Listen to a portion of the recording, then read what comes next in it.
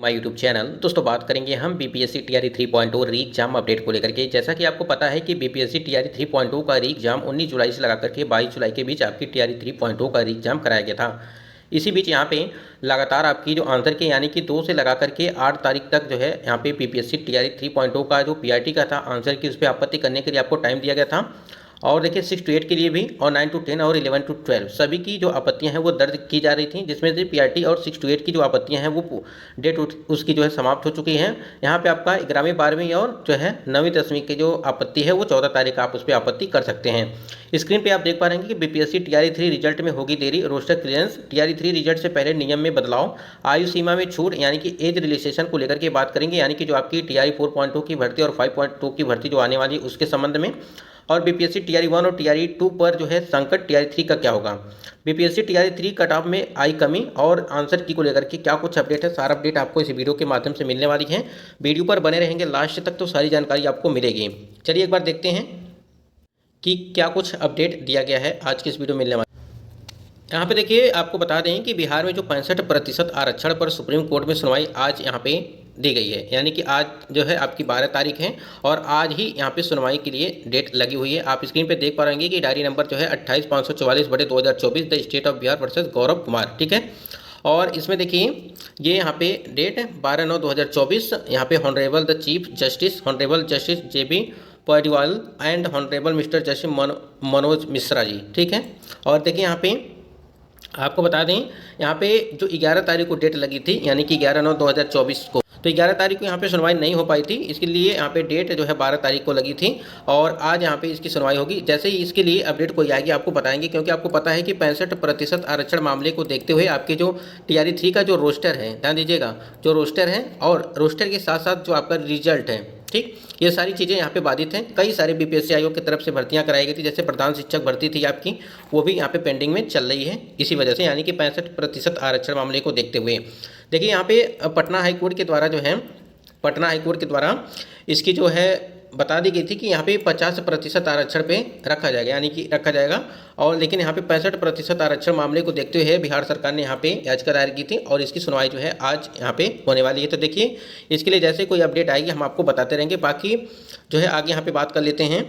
और इसी की वजह से जो है आपके रिजल्ट में देरी हो रही है, क्योंकि देखिए जब तक ये चीज़ें क्लियर नहीं होंगी, यानी कि जो 65% आरक्षण मामला है, जब तक ये चीज़ें क्लियर नहीं होंगी तब तक आपका रिजल्ट जारी नहीं किया जाएगा। और देखिए 14 तक, यानी कि 14 के पहले, यानी कि 14 सितंबर के पहले आपका जो है यहाँ पे जो आपका सेकंड प्रोविजनल आंसर की है वो भी जारी नहीं हो पाएगा, क्योंकि 14 तारीख तक जो आपका 11वीं और 12वीं के लिए और जो 9वीं और 10वीं के लिए जो है यहाँ पे आपत्तियाँ ली जा रही हैं वो 14 तारीख तक लास्ट डेट है, उस पर आपत्तियाँ आप करिए और उसके बाद से आपका सेकंड प्रोविजनल आंसर की जारी किया जाएगा।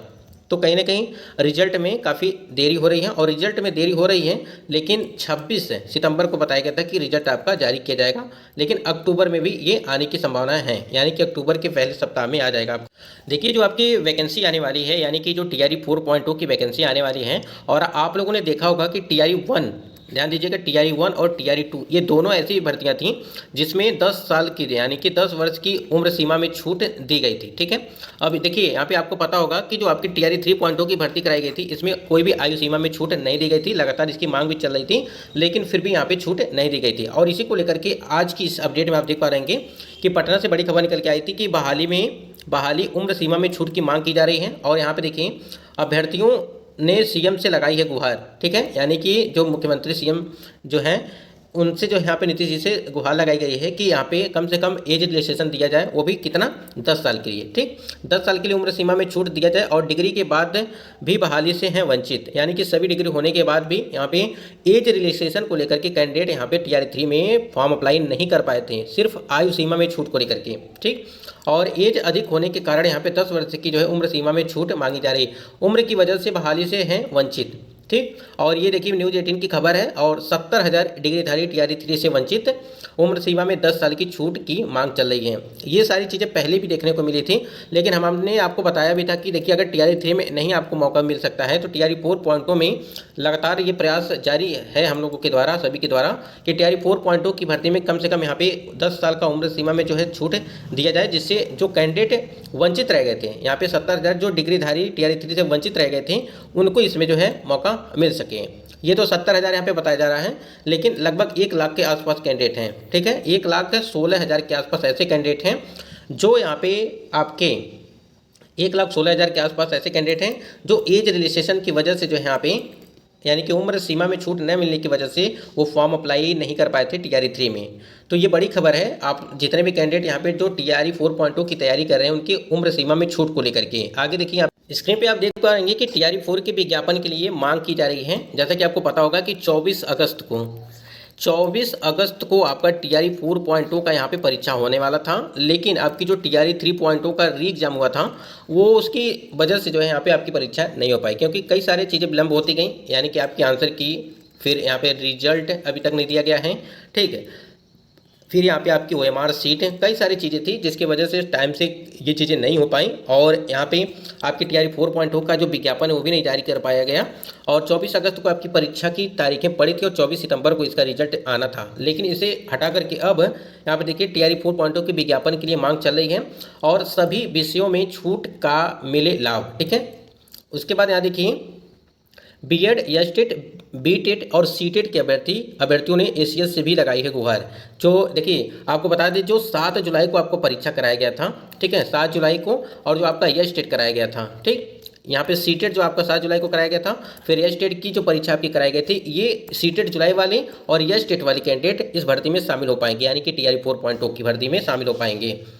छूट नहीं मिलने पर करेंगे आंदोलन और सामूहिक आत्मदाह की दी है चेतावनी। यानी कि अगर यहाँ पे देखें एज रिलैक्सेशन में छूट नहीं दिया जाता है, ठीक, तो यहाँ पे सामूहिक आत्मदाह की जो है चेतावनी दिए हैं और छूट नहीं मिलने पर आंदोलन भी करने की जो है यहाँ पे बात कही गई है। अब यहाँ पे देखना ये है कि ये कितना जो है सही होता है और इसमें क्या आपको टीआरई 4.0 की भर्ती जो आने वाली है उसमें आपको एज रिलैक्सेशन मिल पाता है या नहीं मिल पाता है। लेकिन देखिए हमको लगता है कि इसमें मिल जाएगा, क्योंकि अभी भी यहाँ पे नोटिफिकेशन जारी नहीं किया गया है, इसलिए यहाँ पे बातें रखा जा रहा है कि एज रिलैक्सेशन के लिए। ठीक,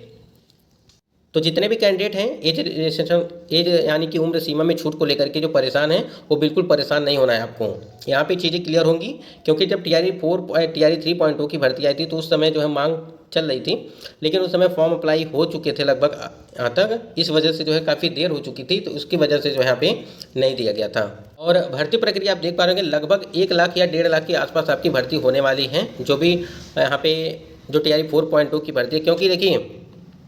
जैसे यहाँ पे आप लोगों ने देखा 1,70,000 के आसपास, 1,22,000, फिर 87,000, फिर यहाँ पे 1.5 यानी कि 1.5 लाख के आसपास आपकी भर्ती कराई जाएगी। तो सबसे ज़्यादा भर्ती है और सबसे ज़्यादा कंपटीशन आपको इसी में देखने को मिलेगा, यानी कि टीआरई 4.0 में, क्योंकि सीटेट जुलाई वाले भी यहाँ पे एक्टिव हो गए हैं, फिर यहाँ पे एसटेट वाले कैंडिडेट एक्टिव हो गए हैं, तो काफ़ी ज़्यादा यहाँ पे कंपटीशन होगा इस बार टीआरई 4.0 में।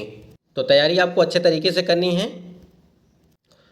देखिए टीआरई 3 रिजल्ट से पहले नियम में बदलाव। आपको पता होगा कि भाषा अर्हता को लेकर के जब टीआरई 2.0 की भर्ती प्रक्रिया कराई गई थी, कि जब रिजल्ट आया, ठीक है, यानी कि रिजल्ट आने के 10 दिन पहले जो है इसकी अपडेट मिली, 1 हफ्ता या 10 दिन पहले आपको अपडेट मिली थी कि जो है भाषा अर्हता को शून्य कर दिया गया था। तो जितने भी कैंडिडेट यहाँ पे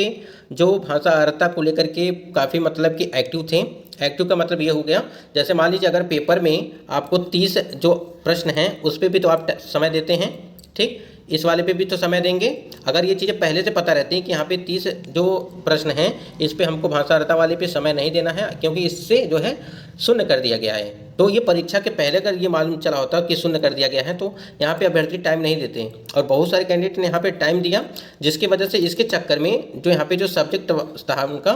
और भी जो प्रश्न थे, यानी कि 40 और 80 का जो था उस पर जो है ये जो है दिक्कत हो गई उनको, और यहीं पे सारा टाइम इन्होंने गंवा दिया। क्योंकि अगर मान लीजिए 30 प्रश्न यहाँ पे सॉल्व करने हैं तो लगभग आप जो है 30 मिनट या 40 मिनट का टाइम ले सकते हैं अगर यहाँ पे सॉल्व करना है तो ये 30 मिनट 40 मिनट काफ़ी मायने रखता है। आपको पता है कि अगर ये चीज़ यहाँ पे हमने समय दिया होता तो कहीं ना कहीं यहाँ पे आज हमारा यहाँ पर सिलेक्शन हो गया होता। तो इस प्रकार से बहुत सारे कैंडिडेट के साथ हुआ था। तो देखिए टीआरई 3 रिजल्ट से पहले नियम में बदलाव टीआरई 2.0 में की गई थी, तो यहाँ पे भाषा अर्हता इस बार हटेगा या नहीं हटेगा ये भी चीज़ें क्लियर नहीं हो पा रही हैं, लेकिन इसको आप मान के चलिएगा कि भाषा अर्हता इस बार हटने की उम्मीद नहीं है। ठीक है, यानी कि भाषा जो यहाँ पे था 30 नंबर का, जिसमें आपको 9 नंबर यहाँ पे चाहिए पासिंग नंबर, यानी कि 30 में जो है 9 नंबर यहाँ पे पासिंग चाहिए, जिसमें आपको 8 नंबर यहाँ पे जो है इंग्लिश के प्रश्न थे, बाकी जो प्रश्न थे वो हिंदी के थे। तो 30 में 9 नंबर पासिंग था और जो है कि ये बिल्कुल ज़रूरी था जैसे हमने आपको पहले भी बताया था कि टीआरई 1 में आपको 4800 कैंडिडेट ऐसे थे जो भाषा में फेल हो चुके थे। तो ये सारी चीज़ें काफ़ी रिजल्ट पे प्रभाव मतलब कि रिजल्ट प्रभावित होगा अगर ये सारी चीज़ें यहाँ पे लागू किए जाते हैं। तो नियम में लगातार अगर परीक्षा के बाद रिजल्ट आने के 2-3-4 दिन पहले यहाँ पे चीज़ें बदली तो कहीं ना कहीं अभ्यर्थियों के मन में भी ये सारी चीज़ें जो है दुविधा उत्पन्न करती हैं। और एक चीज़ यहाँ पे देखिए, शिक्षक बहाली दूसरे राज्यों की महिलाओं को दिया गया आरक्षण का लाभ, जाएगी नौकरी। आपको बता दें कि राज्य के बाहर के जो निवासी को आरक्षण का लाभ नहीं दिया जाएगा, चाहे वो किसी भी कैटेगरी के हों। आप जनरल हैं यानी कि वार कैटेगरी में ही काउंट होंगे, इस बात को ध्यान रखिएगा। अगर किसी कारणवश गलती से आपका चयन किसी में हो गया, ठीक है, आरक्षण आपको मिल गया, तो आपको बाहर होना है, इस बात को ध्यान रखेंगे जितने भी टीआरई 3 वाले कैंडिडेट हैं, ठीक है, इस बात से जो है ध्यान रखेंगे।